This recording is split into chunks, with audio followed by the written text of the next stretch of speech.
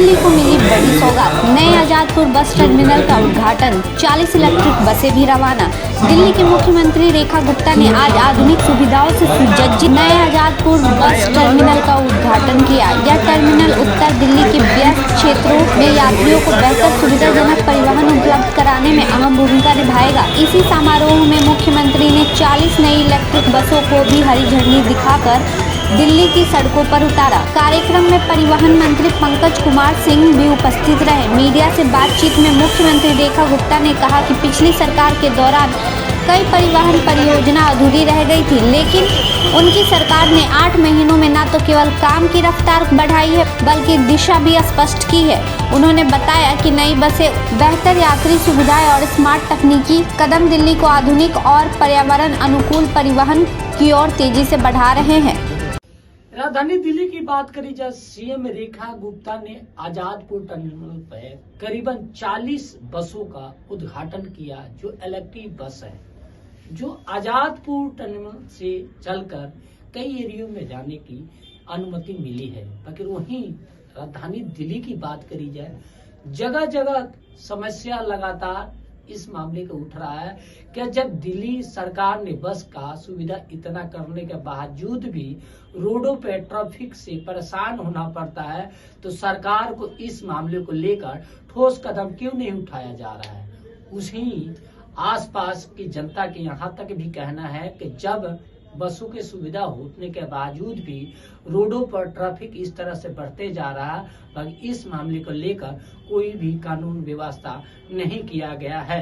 CM Rekha Gupta ने एक बात जरूर कही राजकुमार भाटिया से कि अगर आपके एरिया में कोई भी विकास कार्य की बात हो तो डायरेक्ट आप हमारे से बजट ले सकते हैं, और कोई भी एरिया में जो लगातार समस्या है उस मामले को लेकर जल्द से जल्द काम शुरू कर दिया जाए। जिस तरह से रोडों पे अवैध तरीके से कब्जा करना, उनको हटवाने के कार्य चालू किया है। साथ ही कई ऐसे रोडों पे बड़े बड़े गड्ढे हैं, और साथ ही एक बात और कहा सीएम रेखा गुप्ता ने कि मेट्रो पिलर के साथ जितने भी स्टिकर लगाते उन पे कानूनी कार्रवाई की जाएगी, क्योंकि सरकारी संपत्ति पर अवैध तरीके से स्टिकर लगाना गैर कानूनी है। और साथ ही पीडब्ल्यूडी के अधिकारी को और एमसीडी अधिकारी को निर्देश दिया कि इस एरिया में कोई भी इस तरह से गतिविधियां नहीं दिखनी चाहिए, जब दिखेगी तो उस पे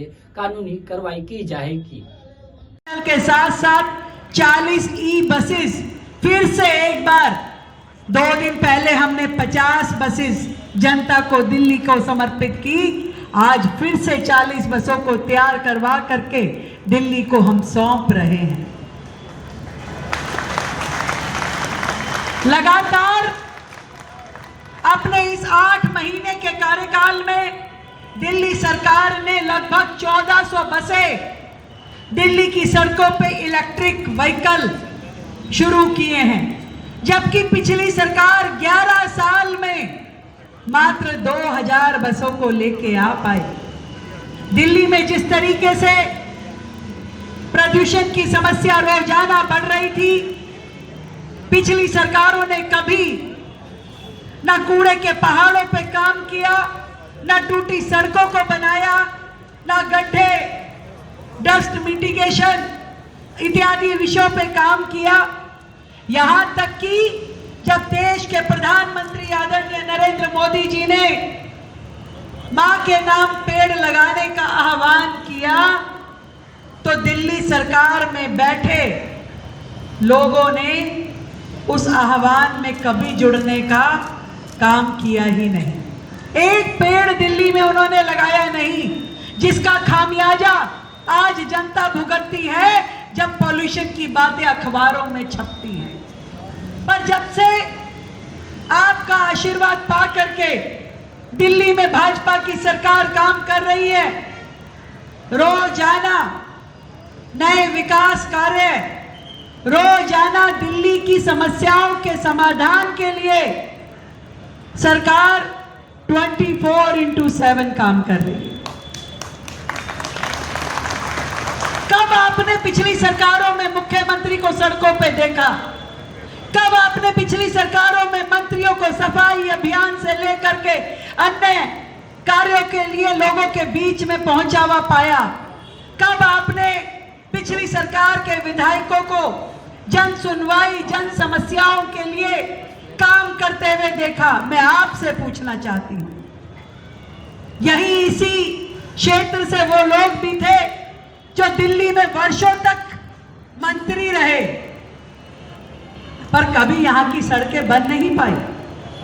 मैं तो आज यहां मंच पे भी बैठे बैठे राजकुमार जी को कह रही थी कि राजकुमार जी, आपको जितना फंड चाहिए मुझसे ले लो, पर मैं चाहती हूं इस क्षेत्र की सारी सड़कें आप एक बार अच्छे से बढ़िया से वॉल टू वॉल कारपेटिंग के साथ, जो भी आपको नाले, नालियां, खड़ंजे, फुटपाथ, कुछ भी काम करवाना है, काम करने का शुरुआत आप करो, फंड देने की जिम्मेवारी मेरी।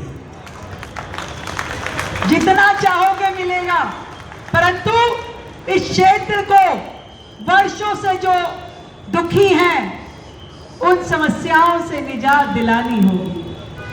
मैं देखती थी कि यहां पर किस तरीके की दुर्गति लगातार क्षेत्रवासियों से झेली गई। अंदर की सारी सड़कें, सारी मेन रोड, सारे नाले। मैं परसों ही अलीपुर से जब इस रोड से गुजरी तो मैंने देखा कि राइट और लेफ्ट दोनों बड़ी ड्रेन बुरी तरह से टूटी हुई है। जो मेट्रो आ रही है उसके नीचे का पूरा एरिया सेंटर वर्ज खराब है। ये मैं इसलिए रिपीट कर रही हूँ कि यहाँ पे हमारे पीडब्ल्यूडी के अधिकारी भी बैठे हैं, डीएमआरसी के भी अधिकारी हैं। आप सबको मैं बता रही हूँ, ये जो काम मैं बोल रही हूँ, इन सभी कामों पे आप प्रोजेक्ट रिपोर्ट बना करके मुझे लाएंगे और इन कामों को हमने इसी साल के अंदर इसकी प्रक्रियाओं को शुरू करना है। ये आजादपुर का चौक जो वर्षों से टूटा पड़ा था, बुरा हाल था, इसको ठीक करना है। ये जितना एरिया है इसे साफ सुथरा करके यहाँ की जनता को एक सुकून की सांस देनी है। बधाई देती हूँ परिवहन मंत्री जी को, जो लगातार कोई ऐसा हफ्ता नहीं जाता होगा जब हमारा दिल्ली परिवहन विभाग का जनता के हित में किसी ना किसी योजना का उद्घाटन ना हो रहा हो। हर हफ्ते कभी हम बस दे रहे हैं, कभी टर्मिनल शुरू हो रहा है, कभी ऑटोमेटेड सर्विस स्टेशन की शुरुआत हो रही है, कभी पिंक कार्ड पे काम चल रहा है। हर तरीके से दिल्ली की जनता को अपनी परिवहन व्यवस्था से सुविधाएं दी जाए, उसका प्रयास हो रहा है। वर्षों से जो इंटरस्टेट बसेस थी, बंद पड़ी थी, इस सरकार ने आने के बाद वर्षों से बंद पड़ी हुई उन सुविधाओं को एक एक करके शुरू करना शुरू किया है। दिल्ली से सोनीपत की सर्विस शुरू हुई, दिल्ली से बागपत की सर्विस शुरू हो चुकी है और इसी तरीके से दिल्ली एनसीआर के बाकी स्थानों को भी दिल्ली की इन इलेक्ट्रिक बसों से जोड़ा जाएगा, जो ना केवल दिल्ली का प्रदूषण कम करेंगी बल्कि ट्रांसपोर्टेशन के लिए एक बहुत ही सुंदर व्यवस्थाएं खड़ी करेंगी। कुछ आनंद आ रहा है, नहीं आ रहा है? दिल्ली में कुछ बदलाव दिख रहा है, नहीं दिख रहा है? दिख रहा है और दिखना शुरू होगा। एक बड़ा बदलाव और दिखेगा जब वर्षों से हजारों करोड़ के नुकसान में डूबी ये डीटीसी को आप लोग धीरे धीरे अपने पैरों पे खड़े होता देखेंगे। धीरे धीरे पिछली सरकारों ने तो डीटीसी को डुबाने में कोई कसर नहीं छोड़ी थी भाइयों। जैसे घर का दुश्मन होता है, डीटीसी का शेयर जो कि डीटीसी की 100 करोड़ की वैल्यू थी, मात्र 10 करोड़ में डीटीसी का 50% शेयर किसी विदेशी कंपनी को बेच दिया गया। 50% शेयर मात्र 10 करोड़ रुपए में। कौन है वो लोग? उसके बाद वही शेयर मात्र 1 रुपए में आगे बेच दिया गया। मुझे नहीं पता कि ये क्या घालमेल है, जिसको हमने सीएजी रिपोर्ट में निकाला कि सरकार, पिछली सरकार, डीटीसी का 50% शेयर किसी विदेशी कंपनी को बेच दिया गया। 50% शेयर मात्र 10 करोड़ रुपए में। कौन है वो लोग? उसके बाद वही शेयर मात्र 1 रुपए में आगे बेच दिया गया। मुझे नहीं पता कि ये क्या घालमेल है, जिसको हमने सीएजी रिपोर्ट में निकाला कि सरकार, पिछली सरकार ये जवाब दे, पिछली सरकार के मुखिया ये जवाब दे कि करोड़ों की वैल्यू रखने वाली इस डीटीसी की का आकलन कैसे मात्र 10 करोड़ रुपए में हो गया। कहां गया सारा कैपिटल का फंड? कैसे धीरे धीरे हमारे डीटीसी के ड्राइवर्स को बेरोजगार कर दिया गया, कैसे उनको तकलीफों का सामना करना पड़ा। सारे डिपो जर्जर हो गए, बसें खत्म हो गई, टूटी फूटी हो गई। क्या किया पिछली सरकार ने? मैं आज इस मंच के माध्यम से आप सबके बीच में पूछना चाहती हूं, क्या किया? आज बड़े बरसाती मेंढक के जैसे उछल उछल के लोग बाहर आते हैं, इस 8 महीने की सरकार से जवाब मांगते हैं। आप पॉल्यूशन पे क्या कर रहे हैं जी? आप यमुना सफाई पे क्या कर रहे हैं? कूड़े के पहाड़ पे क्या कर रहे हैं? बसों पे क्या कर रहे हैं? हॉस्पिटल पे, मतलब कितनी मजेदार बात है। 7 हॉस्पिटल जो कोविड के समय में आम आदमी पार्टी ने आनंद फानंद में आईसीयू हॉस्पिटल के नाम पे, जिसमें से एक शालीमार बाग में भी शुरू किया गया, शुरू ही हुआ, पूरा कुछ नहीं हुआ। 2000 करोड़ रुपए की लागत लगा दी गई, 4 साल से काम बंद पड़ा है। कोई जवाब देगा? आज उन्हीं के चंपू वहां जाते हैं और जाकर के वीडियो बनाते, देखिए सरकार क्या कर रही है, पीपीपी पे देना चाह रही है। तो भैया सरकार के खजाने तुमने खाली किया। आज यदि समाज के साथ मिल करके किसी हॉस्पिटल का रिवाइवल करें तो तुम्हारे पेट में क्यों दर्द हो रहा है? तुमने कैसे इस डीटीसी के शेयर को बेचा था, जरा बताए तो सही, इसका जवाब तो दीजिए। मैं आपको विश्वास दिलाना चाहती हूं, दिल्ली परिवहन निगम के हमारे सभी भाइयों को एक एक करके सारी समस्याओं का समाधान होगा और आपके अधिकार आपको वापस मिलेंगे। फिर से डीटीसी को मुनाफे में लेके आएंगे, फिर से उसको अपने दम पे खड़ा करेंगे और सारी की सारी मालिकाना ताकतें फिर से डीटीसी को देंगे। मैं ये आपको विश्वास दिलाती हूं। आज के इस उद्घाटन पे सही कहा राजकुमार जी ने कि ये तो डीटीसी का एयरपोर्ट है।